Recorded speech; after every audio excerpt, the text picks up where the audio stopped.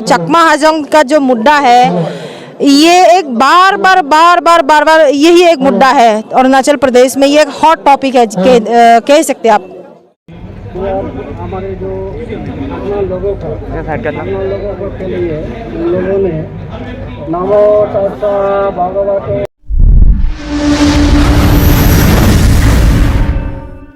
नमस्कार, आप देख रहे हैं नवयुग टीवी और मैं हूं आपके साथ अभिनव कुमार। अभी हम दिल्ली के जंतर मंतर पर मौजूद हैं। हमारे पीछे जो तमाम लोग देख रहे हैं, ये तमाम लोग अरुणाचल प्रदेश से आए हुए लोग हैं। आइए इनसे बातचीत करते और जानने की कोशिश करते हैं इनकी क्या समस्या है, किस समस्या को लेकर यहाँ दिल्ली के जंतर मंतर पर लगातार इन लोगों का प्रदर्शन चल रहा है। अभी से कुछ दिन पहले भी ये लोग, कुछ अरुणाचल प्रदेश के लोग यहाँ पे आके प्रोटेस्ट कर रहे थे। आज फिर से इकट्ठा हुए हैं। आज फिर से आप लोग दिल्ली के जंतर मंतर पर आए, क्या समस्या है? सर, हमारी समस्या पर तो कोई ध्यान ही नहीं दे रहे ना। समस्या क्या है? समस्या जो है फिलहाल तो बहुत कुछ है, लेकिन पहला जो मुद्दा है यहाँ पे लिखा हुआ है आवासीय प्रमाण पत्र, जिसका मतलब है रेसिडेंट प्रोसेसिंग सर्टिफिकेट, जो एक निवास प्रमाण पत्र है। आप साबित करते हैं कि मैं वहाँ उस स्थान पे निवास करता हूँ या फिर मैं उस पर्टिकुलर जगह से हूँ। तो इसके लिए हम लोग यहाँ पे प्रोटेस्ट करने आए हैं। जो अरुणाचल गवर्नमेंट है, अरुणाचल सरकार ने ये जो आवासीय प्रमाण पत्र जारी करना रद्द कर दिया है। स्पेशली हम हाजोंग और चकमा कम्युनिटी के लोगों को, चकमा जो है वो बाय या फिर बाय रिलीजियस बुद्धिस्ट है, और जो हाजोंग कम्युनिटी है वो हिंदू समुदाय से आते हैं।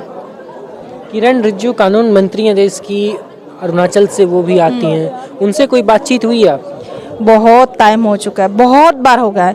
ये जो कहते ना कि रग रग से वाकिफ हूँ, ये हाँ रिजिजू जो है चकमा हाजोंग समुदाय के जो इश्यूज है वो इतना अच्छी तरीके से जानते हैं ना कि मतलब शायद कोई नहीं जान सकते। फिर आपकी समस्या पे उनकी नज़र क्यों नहीं जा रही है? कहाँ गलती हो रही है? क्या आपकी गलती है या उनकी गलती? किसकी गलती? इसमें आपको पता है कि पॉलिटिक्स में बने रहने के लिए आपके पास हर बार एक मुद्दा होना चाहिए। तो चकमा हाजोंग का जो मुद्दा है ये एक बार बार यही एक मुद्दा है अरुणाचल प्रदेश में। ये एक हॉट टॉपिक है कह सकते हैं आप।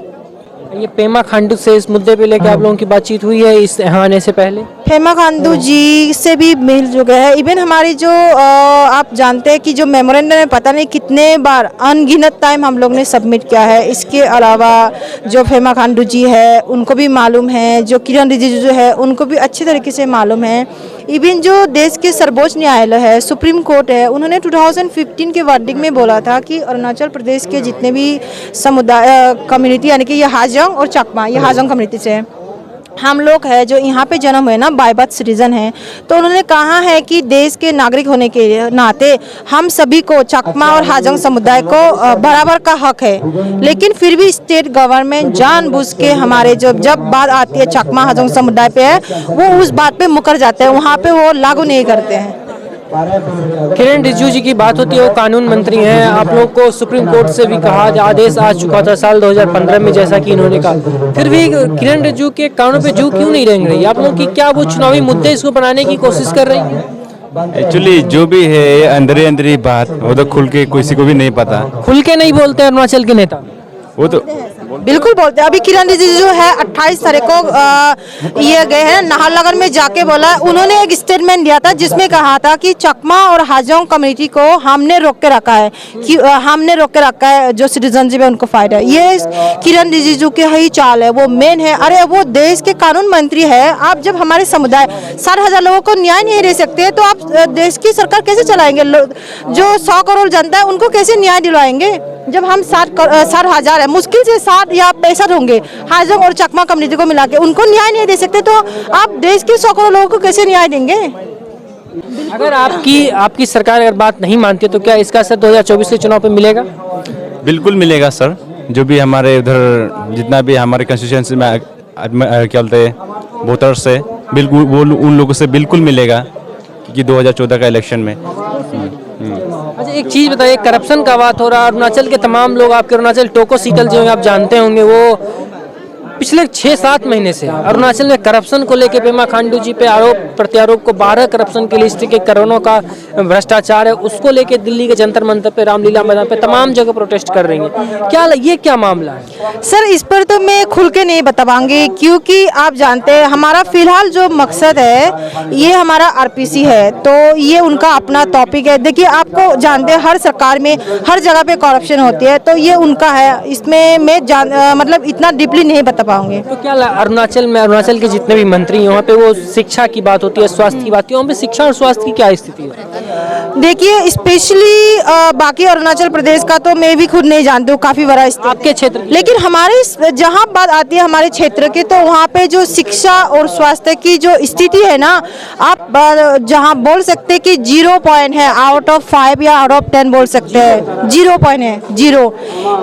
3-4 गाँव को मिला के एक प्राइमरी स्वास्थ्य केंद्र है। आप सोचिए, यानी कि 5-6 हज़ार आबादी में सिर्फ और सिर्फ एक प्राथमिक स्वास्थ्य केंद्र है। और जो एक स्कूल होती है 1 से 5वीं तक के जो कक्षा है, सिर्फ एक सिंगल टीचर चला रहे। आप सोचिए क्या, एक सिंगल टीचर। मैं जिस गांव से हूँ वहाँ पे सिर्फ एक सिंगल टीचर। वहाँ किस भाग 5? ये अरुणाचल प्रदेश में जो डिस्ट्रिक्ट चांगलांग है, और एरिया हमारा जो टाउन है पड़ता है वो डायून है। और जो जिस गांव की बात कर रही हूँ जहाँ पे एक टीचर सारे कक्षा चला रहे, वो है शांतिपुर में। वहाँ गाँव के लोगों ने मिलके एक जो लोकल है वहाँ की स्टूडेंट को हायर किया है अपना पैसा देके। लेकिन जबकि देखा जाए तो सरकार ये तो फ्री है ना, फिर भी लोग अपने बच्चों को शिक्षित करने के लिए एक तरीके से प्राइवेट शिक्षक को हायर करके अपने बच्चों को एजुकेशन दे रहे हैं। क्योंकि आप भी जानते हैं कि हमारे सभी लोग तो प्राइवेट शिक्षा जो है अफोर्ड नहीं कर सकते ना, सभी के पास इतनी संपन्न नहीं है। तो जो जिनके पास कोई ऑप्शन नहीं है, क्या कर सकते हैं वो? एक टीचर जो है 5 कक्षा को कैसे पढ़ा सकते हैं? तो इसलिए वो अपने पैसा लगा के ही हायर करते हैं और उनको पढ़ा रहे हैं। आखिरी में कानून मंत्री किरण रिजिजू और प्रधानमंत्री मोदी से क्या कहना चाहते हैं?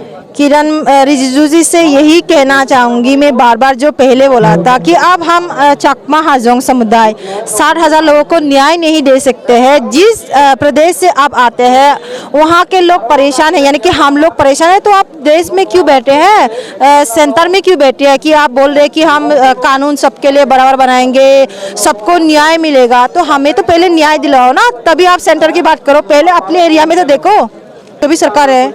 लेकिन जो आप जानते हैं अरुणाचल प्रदेश में भी बीजेपी की सरकार है। यही तो इसी टॉपिक पे जो बोले ना, महिला, यानी कि बेटी बचाओ बेटी पढ़ाओ या बेटी को शिक्षित करो, उससे कहीं ना कहीं ये रिलेटिव है। आरपीसी नहीं होगा तो हमारी जो बहनें हैं अभी क्लास 12 में पढ़ रही है, इसमें से कितनी सारे लोगों की सपना होगा जो फौज में जाना चाहते हैं ना, ये तो नहीं जा पाएंगे। अब वो ऑप्शन ही नहीं होगा, क्योंकि आप आवासीय प्रमाण पत्र नहीं देंगे तो ये मजबूरी है, क्या करें, गांव में बैठेंगे, 12 पढ़े हैं, खेती तो कर नहीं पाएंगे, बचपन में आदत है नहीं है। अब क्या होगा, उनकी शादी हो जाएंगे तो कहाँ आपकी ये गई बेटी बचाओ बेटी पढ़ाओ, वो तो फ्लॉप होगी ना।